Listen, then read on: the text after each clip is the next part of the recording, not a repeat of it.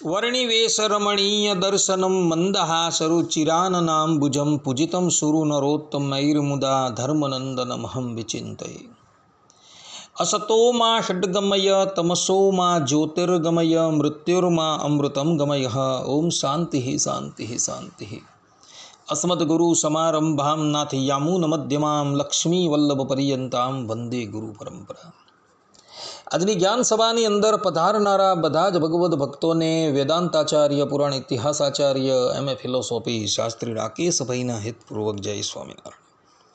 ભક્તો, આજની આ જ્ઞાન સભાની અંદર આપણે બધા જળપાન કરતાં વધેલું જળ પુનઃ પીવું નહીં આ વિષય પર થોડી વાત શ્રવણ કરશું। તો બધા જ શ્રોતાગણો આ પ્રવચન એકાગ્ર મને કરીને શ્રવણ કરે। તો મનુ મહારાજ મનુસ્મૃતિના ચતુર્થ અધ્યાયના 156મા શ્લોકની અંદર કહે છે કે આચારાદ લભતે આયુર આચારાદ ઇપ્સિતા પ્રજા આચારાદ ધનમક્ષયમ આચારો હંત્યલક્ષણમ। અર્થાત કે મનુષ્ય આચારથી આયુષ્યને પામે છે, આચારથી ઇચ્છિત સંતાનને પ્રાપ્ત કરે છે, આચારથી અક્ષય ધનને પ્રાપ્ત કરે છે અને આચારથી અનિષ્ટ લક્ષણને નષ્ટ કરી દે છે। આ પ્રમાણે મનુ મહારાજે આચાર પર ઘણો ભાર આપેલો છે અને એ જ આચાર એવું કહે છે કે જલપાન કરતાં વધેલું જલ ક્યારેય પણ પાન કરવું નહીં। જે પણ કોઈક વ્યક્તિ જલપાન કરતાં પાત્રમાં છોડેલું જલ પુનઃ પાન કરે છે તે પ્રાયશ્ચિતનો ભાજી થાય છે। જેમ કે આચાર્ય ચાણક્ય નીતિ 17મા અધ્યાયના 11મા શ્લોકની અંદર કહે છે કે પાદ્ય પિતાવશેષમ ચ સંધ્યાશેષમ તથૈવ ચ સ્વાનમૂત્ર સમમ તોયમ પિત્વા ચાંદ્રાયણમ ચરેત।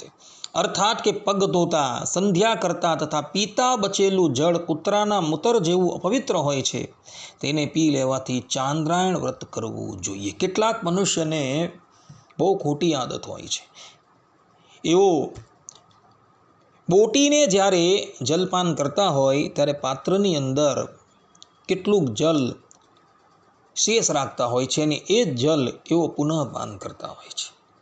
આચાર્ય ચાણક્ય અહીં સ્પષ્ટ રૂપે કહે છે કે પીતા બચેલું જલ કૂતરાના મૂત્ર જેવું અપવિત્ર હોય છે અને તેને પી લેવાથી ચાંદ્રાયણ વ્રત કરવું જોઈએ।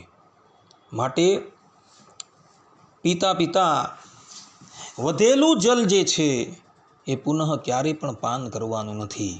જે પણ કોઈક મનુષ્ય એવું જલ પાન કરે છે એ પ્રાયશ્ચિતનો ભાજી થાય છે અને એણે પ્રાયશ્ચિત રૂપે ચાંદ્રાયણ વ્રત કરવાનું હોય છે।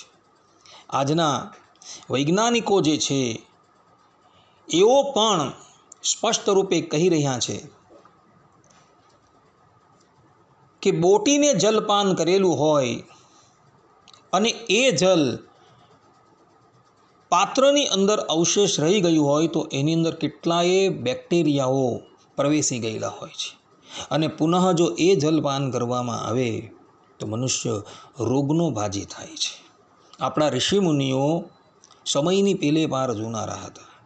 એ લોકોએ પોતાની યોગ દ્રષ્ટિથી આ વાત પહેલેથી જ જાણી લીધેલી હતી અને એટલે માટે એ લોકોએ આ વચન જે છે એ લખેલા છે કે પીતા બચેલું જલ કૂતરાના મૂત્ર જેવું અપવિત્ર હોય છે, તેને પી લેવાથી ચાંદ્રાયણ વ્રત કરવું જોઈએ। માટે જ્યારે તમે જલપાન કરો ત્યારે પાત્રની અંદર એ જલ છોડી દેતા નહીં। જો પાત્રની અંદર તમે જલ છોડી દેવું તો એ જલને પુનઃ પાન કરતા નહીં, અન્યથા તમે બધા પ્રાયશ્ચિતના ભાજી થશો અને રોગના ભાગી થશો।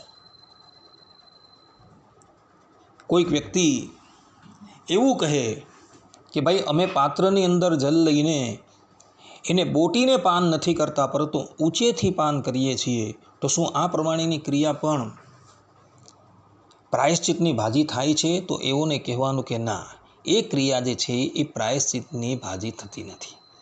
તમે ઊંચેથી જલપાન કરો અને પાત્રની અંદર શેષ જલ રહી જાય અને પુનઃ તમે એને પાન કરો તો એની અંદર કોઈ પણ જાતનો દોષ નથી। પરંતુ બોટીને જલપાન કરેલું હોય અને પાત્રની અંદર એને અવશિષ્ટ છોડી દીધું હોય અને એ જલપાન તમે પુનઃ કરો તો તમે દોષના ભાજી થાઓ છો. માટે ભક્તો, બોટીને ક્યારેય પણ જલપાન કરતા નહીં. ઊંચેથી જલપાન કરી પુનઃ એ જલપાન તમે કરો તો એમાં દોષના ભાજી થશો નહીં. માટે બધા જ લોકો આ વાત જે છે એ આત્મસાત કરી લે. આટલું કહીને હું મારા પ્રવચન અહીં વિરામ આપું છું. સર્વે સંતુ નિરામયઃ, સર્વે સુખીનો ભવંતુ, સર્વે ભદ્રાણિ પશ્યન્તુ, મા કશ્ચિદ દુઃખ ભાગ ભવેત અસ્તુ. જય સ્વામિનારાયણ.